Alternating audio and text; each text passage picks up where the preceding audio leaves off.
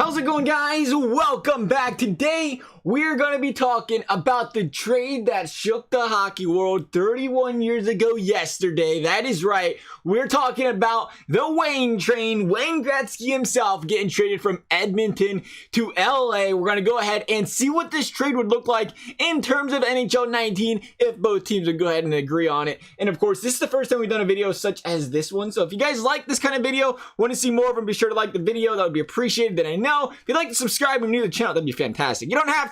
Maybe watch this whole video, decide later, right? But let's go ahead and get this started. Now, first and foremost, Wayne Gretzky wasn't the only player shipped out of Edmonton on this one. There was actually a couple of players. Second player being Mike Kraslinski. And I gotta say, he had a couple solid seasons for Edmonton. One-time All-Star. Still, he was tough to piece together from a stat perspective because of all the high-scoring era being that he played in, and then being the fact that he was on Gretzky's team. So one season over 80 points his entire career, back when everyone was doing it. So for that reason, we said he's gonna have about an 88 overall game, about that top 6 forward line potential there as well. And then the final player that went with Wayne Gretzky and went with Mike over here was defenseman Marty McSorley. McSorley, who I'm guessing Gretzky requested to come with him in the trade, being Edmonton was a division rival and he didn't want to get killed on the ice by this guy, because that's probably not the real reason. But this guy was an animal on the ice, boys.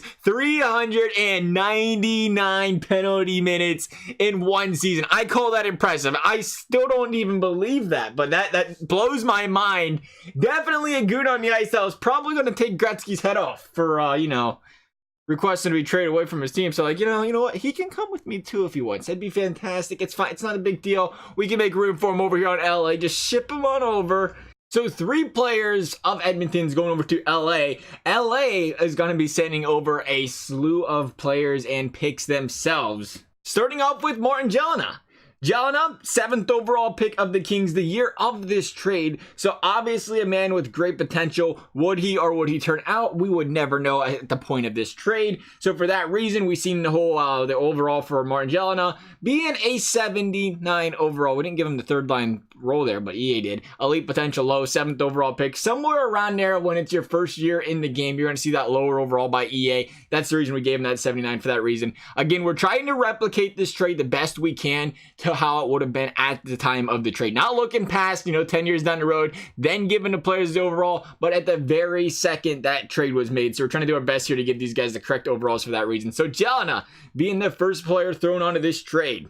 And then most likely the biggest piece of this trade for the Edmonton Oilers was Jimmy Carson. He had the most goals by a player before turning 20 in league history when this trade came about. And then he went to Edmonton, dropped 100 points in Edmonton, and unbelievably so, the nightmare would continue for Edmonton as Carson would request the trade and be sent out the door next season. Now, luckily for Edmonton, he was never the same player really after leaving, but for the sake of this trade, at the time of the trade, you have to assume he's at least a 90 overall at the time based on the way he played those first 3 years in his career. And I can't believe, of all guys, you gotta say, man, the way this guy dropped off after those first 3 years is actually incredible. Like, what happened there is actually mind-boggling. Don't mind the salaries, by the way, boys. We turned salary cap off for a reason, so we don't have to deal with that stuff. But apparently EA agreed that, let's go ahead and throw them in there anyway. So after these 2 players, both first round draft picks, by the way, the LA Kings are going to throw on 2 more, not 2, but 3 more first round draft picks to go along with this. Now, obviously, we cannot go out there and give them back 1980 to 1999, 1991, whatever it is, draft picks. So we have to stick with just giving these guys 3 first round draft picks, 2019, 2020, and 2021. I gotta say, I want to go down this road where I feel bad for Edmonton. Like, man, not only did Gretzky went out of Edmonton, but then you get guys like Carson. They went out of Edmonton. They went down and had draft picks. They drafted players. They traded them away after they drafted them with these draft picks. And you look back at this trade and you look at it right here, right now. 5 first round draft picks from LA to Edmonton. And you see why it would be completely worth it these days to say, you know what, I'll give you 4 first round draft picks. I'll offer Sheet the best player on your team, because this is a perfect example of it, because you did get 3 first round draft picks from Edmonton, but let's be completely honest. Do you expect these first round draft picks to even be good in the first place? And most of them did not turn out to be much for LA at all. But do you really expect it when you have a guy like Gretzky on the other team now? Like, they're going to be a playoff team every single year, as they were. You're getting a late first round round draft pick. Turned out not to be too much. Like I said, the Carson was the biggest part of this trade for the Edmonton Oilers here. It's crazy. For the first round draft picks, it always sounds so bad, but then you look back in retrospect and say, oh, of course, I would love this trade. Now you look at it from an EA standpoint, they are saying this trade's, it's actually pretty even. To be fair, it's pretty close. LA's given up a little bit more than Edmonton is here. I should probably throw on the fact too that there was $15 million in cash being thrown Edmonton's way here as well, but I'm pretty sure not too many people were thinking about that when the best player in hockey was getting shipped out the door. There's like, let's see what we got in return here. I look at this trade a little bit, I feel like, to be completely honest, when you look at a trade like this, if it wasn't late first round draft picks, you look at Gretzky at 27, sure, he had 8, 9, 10, whatever it is, really good years left, and maybe if you're Edmonton, you're like, maybe we get 3 or 4 really good pieces.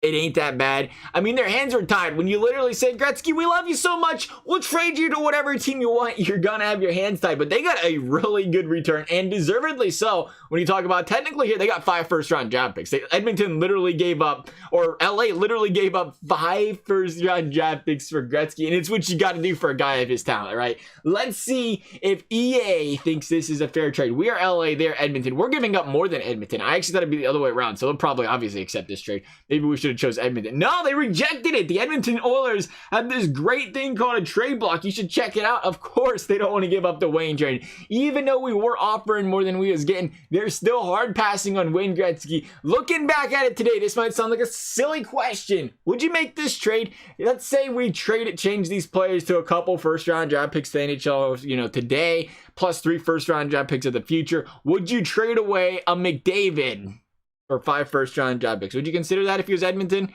Maybe, I don't know. I mean, to be fair, it's not working for him right now. Who knows? Big question to be asked, right? Otherwise, though, guys, I hope you enjoyed this video. As always, thank you guys for watching. We'll see you next time.